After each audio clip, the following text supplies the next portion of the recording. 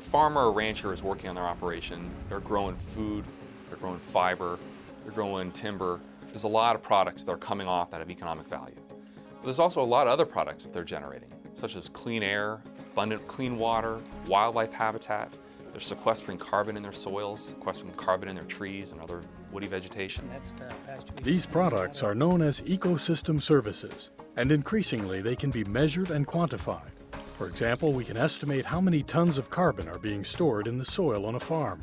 With this kind of information, we can think about buying and selling these services, much as a farmer, rancher, or private forest landowner would sell food, fiber, or timber products.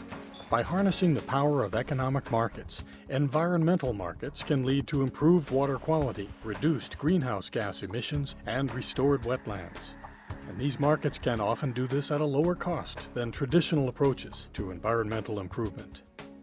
The USDA's Natural Resources Conservation Service has supported the development of environmental markets for more than a decade. NRCS is interested in the development of environmental markets because our mission is to help landowners put conservation on the land. We do it through conservation planning.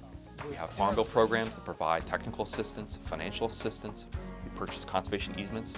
All these things are really effective and proven tools for getting conservation in place. Helping landowners then participate in environmental markets is just another approach to get conservation on the land. If you're really trying to make an environmental market down to its kind of core essence, someone provides an environmental benefit that someone over here needs. And you figure out a way to quantify how much of that and how much it's worth. So that person says, oh, great, I'd like that. And then they buy that unit of environmental benefit, which is called a credit. And so a big part of what we do is communicating that in terms that other people know how to invest in. Environmental markets can harness private sector investment to complement and leverage the investments of NRCS with farmers and ranchers. Every single dollar that's applied through a USDA program has the potential to be leveraged. And so if we spend that money on a peer-to-peer basis, we spend $10 and we get an impact of $10, we could consider that to be good. But ultimately, the benefit would be to attract $100 to the $10 investment by the USDA. So leverage, or the attraction of private capital, is extremely important. While NRCS does not directly develop environmental markets nor administer them, it has the scientific expertise, tools, and technology, and trusted relationships with landowners to support states and other entities as they work to develop environmental markets. NRCS is absolutely a federal leader in helping to establish and set up environmental markets through our Conservation Innovation Grants Program, or CIG is the acronym. And through CIG, over the past decade, we've invested in over 60 environmental market projects where it's an innovative approach to get conservation on the land. What NRCS does really well is they recognize where science ends and markets begin. And they're really that bridge that takes you across that chasm to find out how this actually works on the ground. The Conservation Innovation Grants that NRCS made available on greenhouse gas emission reduction really, for TFI, brought us together with a group of stakeholders that otherwise probably would not have come together. Environmental markets only work when both buyers and sellers can, with confidence, know the value of ecosystem services, such as how much nitrogen runoff is reduced by a particular conservation practice, or how much carbon is generated and stored by converting a field to a no-till system. So NRCS is investing in the development of software tools to quantify or estimate these services. These tools include the Nutrient Tracking Tool and the Comet Farm tool.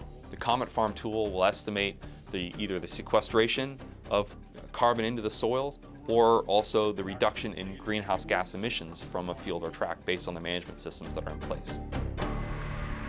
Farmers and ranchers can often participate in environmental markets, if available in their area, in ways that are familiar, through longtime partners like NRCS and local conservation districts.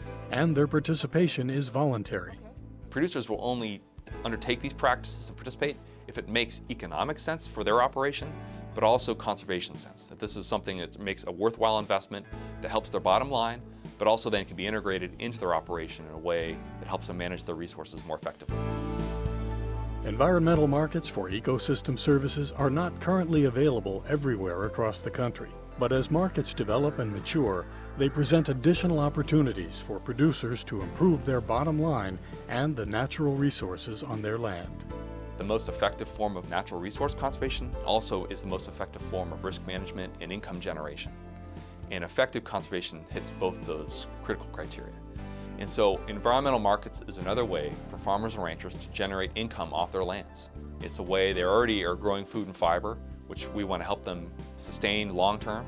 But we also want to help them identify new opportunities to grow other types of products, the clean water, the abundant wildlife habitat, carbon sequestration. There's a lot of services that they can provide, they already are providing, we'd like to help them participate in. And so it's another way to bring economic opportunity to rural America and to private lands across the U.S. Learn more about environmental markets at this website.